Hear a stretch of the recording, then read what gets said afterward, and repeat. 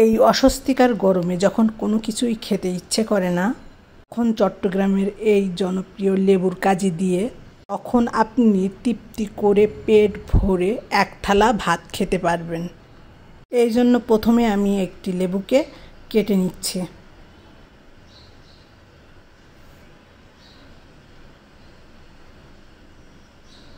এখন আমি একটি বাটি নিয়ে নিচ্ছি।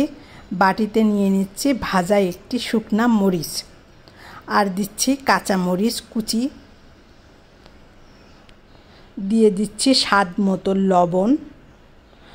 এখন শুকনো মরিচ আর লবণটাকে ডলে নিচ্ছি।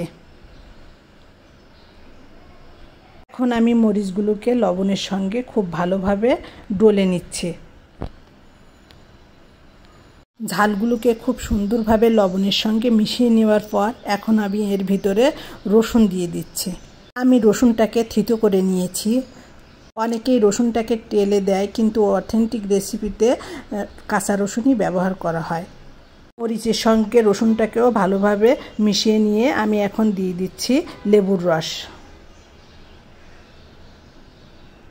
লেবুর রস দেওয়ার পর এর মধ্যে আমি দিয়ে দেব 2 চামচ সরিষার তেল।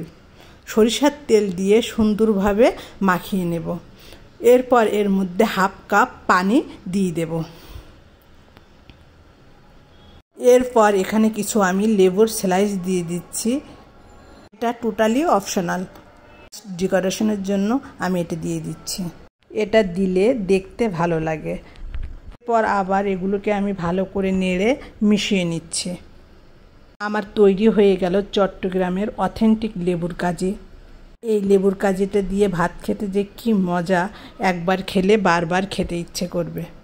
এই লেবুর কাজিটা গরম ভাত, ভর্তা, ডিম ভাজি, কালো ভুনা সব কিছুর সঙ্গে খেতে জাস্ট অসাধারণ লাগে।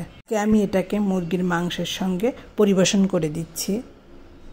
আমার মনে হয় আলু ভর্তা কিংবা মাংসের সঙ্গে গরমের দুপুরে অনায়াসে পেট ভরে এক থালা ভাত খেয়ে নেওয়া যাবে এই লেবুর কাজি রেসিপিটি দিয়ে। আমার আজকের এই সহজ রেসিপিটি যদি আপনাদের কাছে ভালো লেগে থাকে, তাহলে অবশ্যই আপনাদের ফ্রেন্ডস অ্যান্ড ফ্যামিলির সঙ্গে শেয়ার করবেন। আজকে এই পর্যন্তই। সবাই ভালো থাকবেন, সুস্থ থাকবেন। আল্লাহ হাফেজ। সবাইকে অসংখ্য ধন্যবাদ ভিডিওটি দেখার জন্য।